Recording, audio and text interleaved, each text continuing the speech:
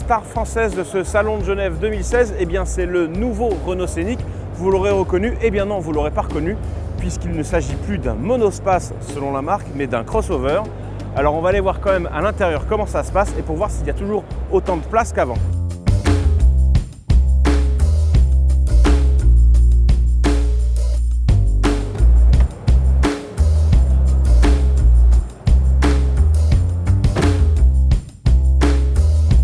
Premier constat à bord de ce nouveau Scénic, c'est la qualité de finition qui est plutôt sympathique avec des surpiqûres. C'est assez agréable à l'œil et surtout, ce qui est remarquable par rapport à l'ancien, c'est la position de conduite.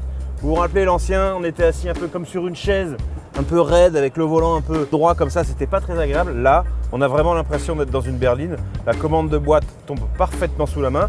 Et puis il y a cet univers typiquement Renault, le Airlink 2, donc cet immense écran central tactile qui permet de configurer sa voiture à la carte, évidemment d'accéder à toutes les commandes d'infodivertissement et de GPS proposées par ce Airlink.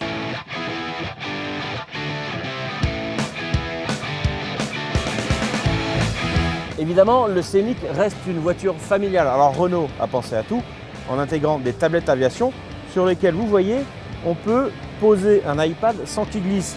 Et pour le recharger, eh bien, il y a deux prises USB à droite, comme ça les enfants qui regardent un film ne sont jamais en panne de batterie.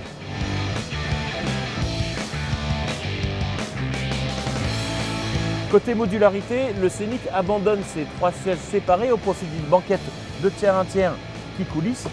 En revanche, c'est regrettable, c'est que niveau confort, eh ben, le plancher trop haut mêlé à la banquette trop basse, eh bien, on a un peu les genoux qui remontent dans les gencives, c'est pas très confortable, mais il faut quand même garder en mémoire qu'à l'arrière, normalement, ce sont les enfants qui s'installent.